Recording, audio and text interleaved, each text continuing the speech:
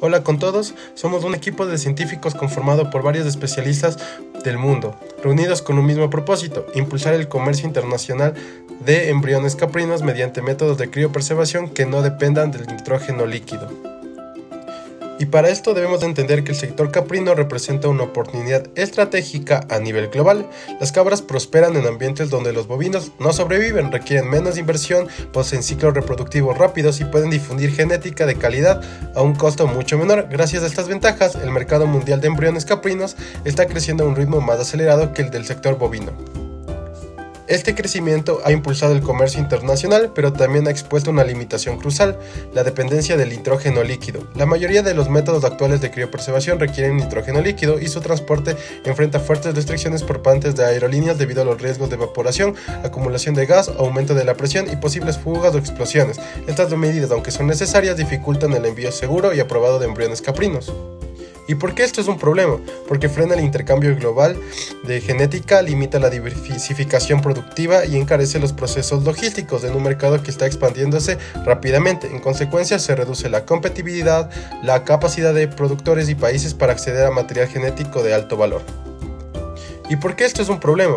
Porque frena el intercambio global de genética, limita la diversificación productiva y encarece los procesos logísticos en un mercado que está expandiéndose rápidamente. Ante esta situación, nuestro equipo plantea un objetivo claro, que es comparar métodos alternativos de criopreservación y proponer sistemas que permitan transportar embriones sin depender del nitrógeno líquido, garantizando seguridad, estabilidad, viabilidad durante todo el proyecto. Hoy presentaremos un análisis comparativo de 3 enfoques: la congelación lenta, la vitrificación en sistemas cerrados y el método tradicional basado en nitrógeno líquido. Evaluaremos sus limitaciones y compartiremos soluciones innovadoras que podrían habilitar un comercio internacional de embriones caprinos más seguro, eficiente y asequible. Para sustentar esta comparación, revisamos literatura científica reciente en caprinos, donde se han evaluado los principales métodos de criopreservación embrionaria.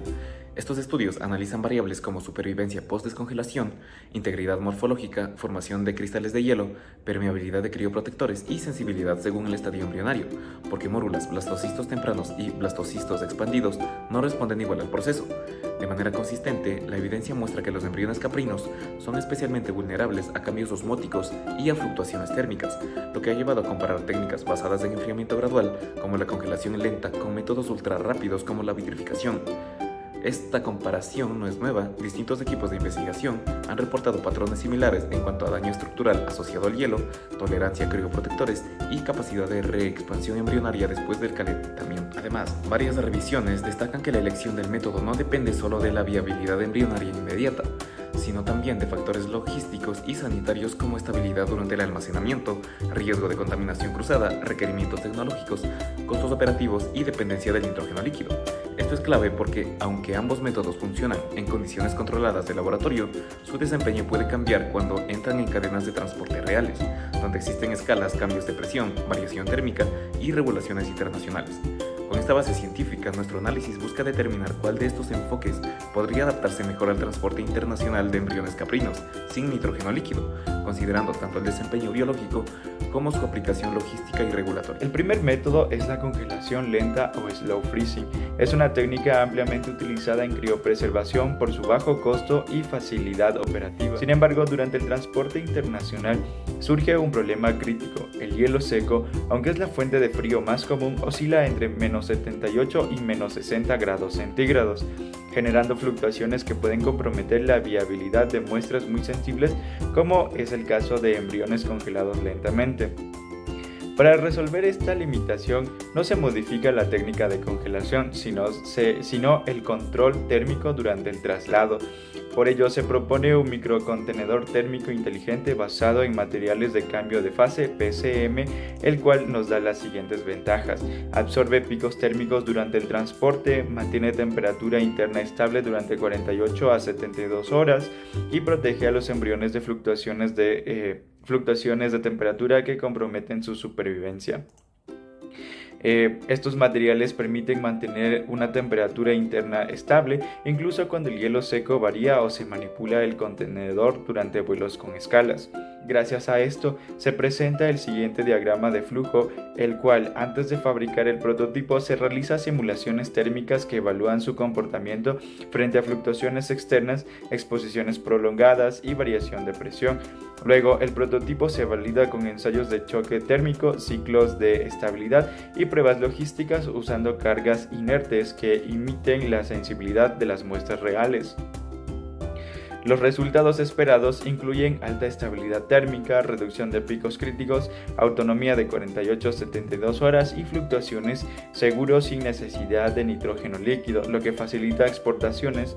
El segundo método es la vitrificación, usando dispositivos cerrados como por ejemplo Cryotop Closed o Cryotip.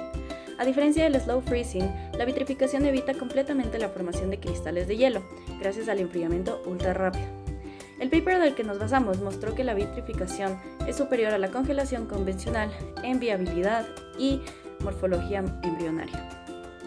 Los dispositivos cerrados son clave porque evitan contaminación cruzada, no requieren contacto directo con nitrógeno líquido y permiten almacenar temporalmente en cadenas de frío a menos 80 grados centígrados, lo cual es ideal para exportación aérea. El problema es que identificamos una limitación crítica para este método. Aunque los embriones vitrificados son estables, su comportamiento durante transportes largos en hielo seco no está completamente validado. Existe riesgo de recristalización o de vitrificación parcial si hay pequeñas fluctuaciones térmicas. Por eso, desarrollamos una segunda mejora tecnológica. Proponemos una vitrificación reforzada con trealosa, un crioprotector no permeable que estabiliza membranas, reduce el riesgo de recristalización y mejora la resistencia del embrión ante cambios mínimos de temperatura.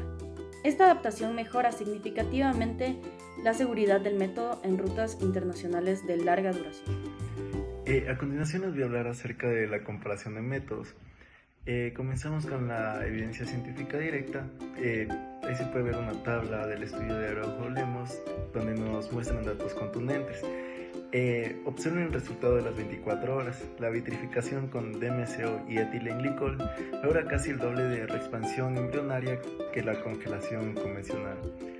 Es un 47% versus un 25%. Eso nos indica que en condiciones de laboratorio la vitrificación es significativamente más efectiva. Sin embargo, notemos que los dispositivos abiertos tradicionales presentan riesgo de contaminación, mientras que los sistemas cerrados resuelven este problema. En cuanto a la viabilidad celular, podemos ver los resultados concretos de la tinción para ver esta misma que realizó el equipo de Araujo-Lemos. Aquí tenemos dos escenarios muy diferentes. A la izquierda un embrión con todas sus células teñidas de azul. Esto indica que las células están perfectamente viables y con las membranas intactas. Mientras que a la derecha la situación es muy preocupante. Vemos células teñidas de rojo y rosa. Estas son células dañadas donde la membrana celular se rompió y permitió que el colorante de propio ingresara al núcleo. Esto demuestra que los embriones vitrificados mantienen mayor integridad celular, porque el proceso de vitrificación evita la formación de cristales de hielo que dañan las estructuras internas. Esto los hace ideales para transporte sin nitrógeno líquido, aunque debemos considerar que aún existe riesgo de desvitrificación parcial si es que hay fluctuaciones térmicas importantes durante el viaje. En cuanto a las tasas de nacimiento, aquí vemos algo muy interesante. La congelación lenta puede lograr tasas de nacimiento muy cercanas a los embriones frescos. Es un 52% versus un 55%. La diferencia es mínima. Esto nos dice que, aunque el nitrógeno líquido es el estándar para el almacenamiento prolongado, resulta ineficiente para el transporte aéreo. La congelación lenta, siendo económica y accesible, se convierte en una alternativa viable, especialmente si la reforzamos con microcontenedores que mantengan la estabilidad térmica. Ahora vamos a adentrarnos en lo más profundo de la evidencia científica, que es el nivel celular, donde realmente podemos ver la diferencia entre los métodos. Estas imágenes de microscopía electrónica nos muestran lo que realmente ocurre dentro de las células embrionarias después de la criopreservación. Empecemos por la izquierda. Esto es lo que vemos con congelación convencional. Aquí observamos mitocondrias hinchadas y rotas. También vemos pérdida de microvellosidades y la pérdida de uniones celulares. Ahora, contrastemos con la vitrificación, que es la imagen de la derecha. Observen la gran diferencia que hay. Las mitocondrias están intactas con sus crestas bien definidas y las microvellosidades están largas y proyectadas y las uniones celulares están perfectamente preservadas. Incluso podemos distinguir el complejo de Golgi y los ribosomas. ¿Por qué esta diferencia microscópica es tan importante? Porque explica exactamente lo que vimos en las tablas anteriores. Las mitocondrias dañadas explican por qué los embriones de congelación convencional tienen menor tasa de reexpansión, simplemente no tienen energía para reactivarse. Y las microvellosidades intactas en vitrificación explican por qué estos embriones pueden seguir desarrollándose, pueden alimentarse adecuadamente. Esto no es solo una diferencia estética. Ahora, ¿cómo podemos mejorar estos métodos aún más? Investigando más encontramos lo que es la trealosa. La trealosa es un estabilizador natural de membranas celulares y esto no aparece en los estudios que analizamos, pero investigaciones recientes muestran que protege estructuras intracelulares, reduce la probabilidad de recristalización y lo más importante para nosotros, aumenta la tolerancia a variaciones de temperatura. Llegamos entonces finalmente a nuestras conclusiones principales. Primero tenemos métodos comprobados que hacen posible el transporte internacional sin nitrógeno líquido. Esto significa un comercio global accesible que supera las restricciones aéreas. Segundo, eliminamos riesgos de seguridad asociados con fugas criogénicas. Y tercero, reducimos costos con logística más simples. Y por último, garantizamos bioseguridad con sistemas cerrados. En resumen, no estamos hablando de posibilidades teóricas, sino de soluciones técnicas validadas científicamente que pueden transformar el comercio genético caprino global.